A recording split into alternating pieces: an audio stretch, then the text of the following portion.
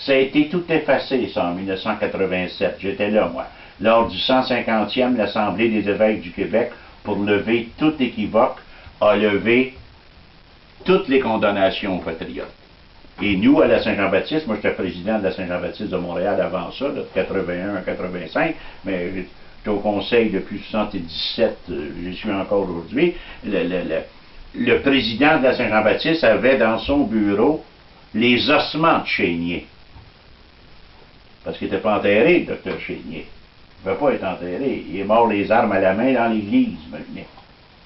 Et donc le président de la Saint-Jean-Baptiste, depuis des temps immémoriaux, avait dans son bureau, dans un immense vase en porcelaine de Chine, vous savez, les beaux qu'on voit des fois dans les musées, là.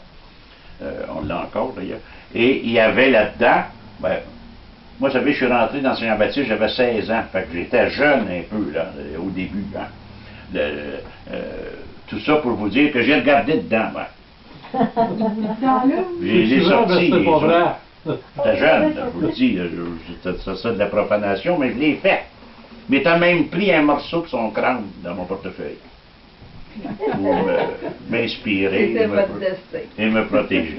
Mais, puis, c'est pour ça que des fois, je vois des livres écrits, puis ils disent les cendres de Chénier. Il n'y avait pas de cendres, je les ai pris dans mes mains, c'était des os. Il restait le crâne avec un gros trou. Le crâne, puis je dirais, là, je n'ai pas fait ma médecine, moi, là, mais je dirais des bras, mettons, là. Et des cheveux. Et ça, c'était conservé dans le bureau du président de la Saint-Jean-Baptiste, qui en était le gardien.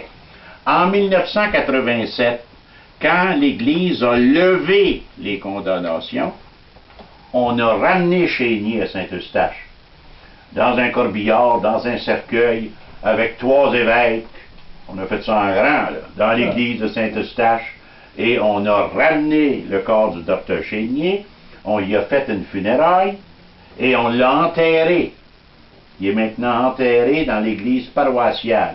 Et le grand vase, si vous allez à Saint-Eustache, juste à côté de l'église, c'est le couvent des Sœurs qui est devenu un musée. Dans la grande vitrine, le vase est là maintenant, exposé.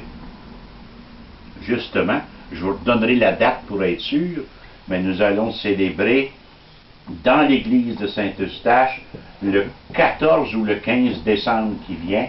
C'est le 175e de la mort du docteur Chénier. Puis ils m'ont demandé de faire le grand discours d'hommage dans l'église. Fait que s'il y en a que ça peut intéresser, vous, là, Laval, ça va être moins loin que venir à Saint-Ours, aller à Saint-Eustache. Parce que on parle toujours de Saint-Eustache.